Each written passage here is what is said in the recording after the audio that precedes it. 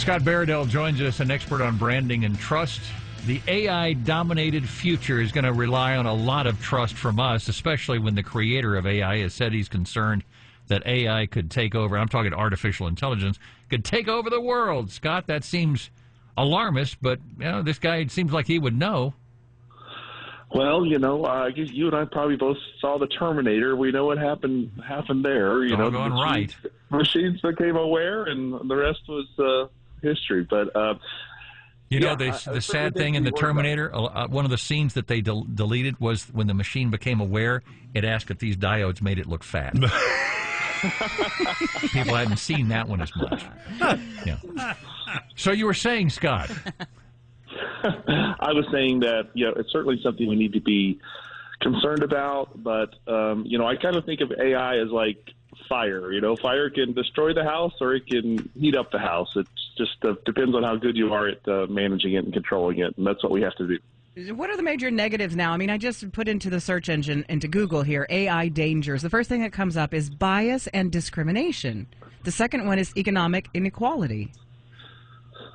Well, that's interesting. I certainly I wouldn't put those at the top of the list, but it's certainly true that there are concerns. We actually did a survey with a client called Use, YOOZ. They're a AP automation company, and one of the things that the survey revealed is there are a lot of people in the workplace are worried about things like that. They're worried about if you use AI in your hiring practices, for example, is it going to can there be bias built into it? There's a lot of people having concern with ChatGPT. It's too liberal. It's too conservative. So, whether it's AI or people, we tend to worry about these kind of things, and a person had to program it to begin with. Scott, what is the best AI out there that people, just regular folks like us, that we can experiment with other than ChatGPT? Well, obviously, Google has Gemini, and Gemini is another tool that's effective.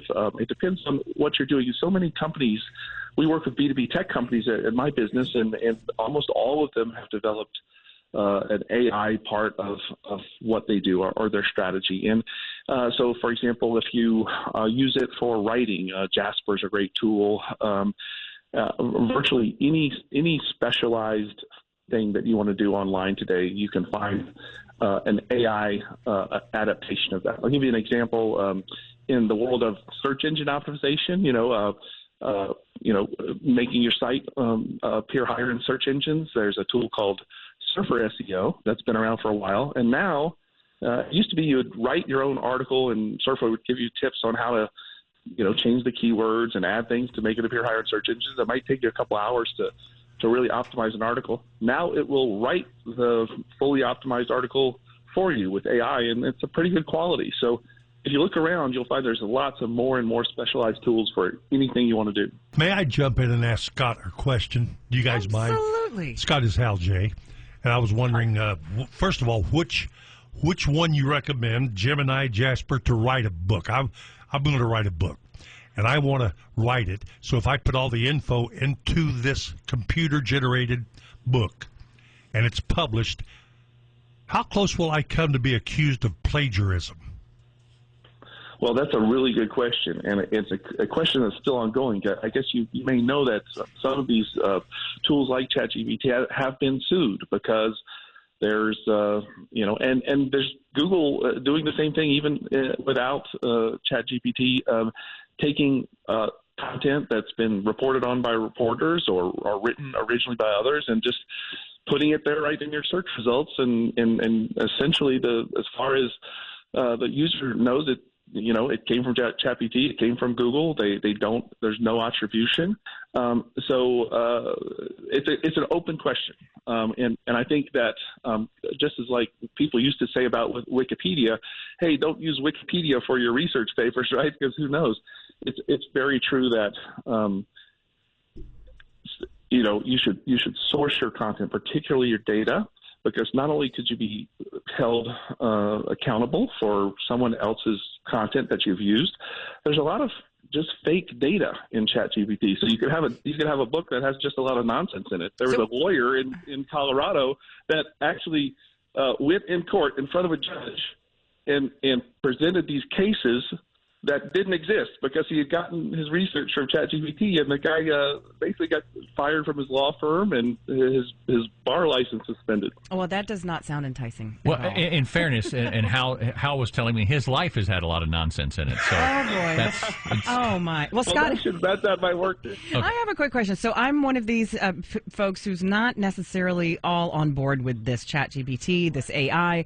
I'm a little freaked out about it, a little worried, and plus I'm kind of busy. I'm all maxed out on things. Am I missing out by not jumping on this and kind of learning about AI and incorporating it into my life right now? It depends on what you do. I would try to incorporate it into some tasks to see if it can, if you get used to it, if it makes your life easier. Because I know for my team, we have a PR and marketing firm. Virtually everyone is using it every day for something. It doesn't mean you let it write a story for you or let it even a pitch to the media or whatever you're working on.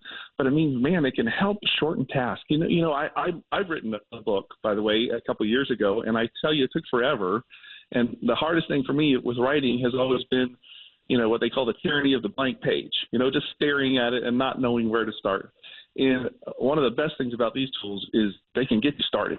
And it doesn't mean let it take over and do it, but whatever your task is, it's just a great way to jumpstart things. Just don't let it do it for you. Okay. Can it help my husband and I pick where we're going to go eat dinner?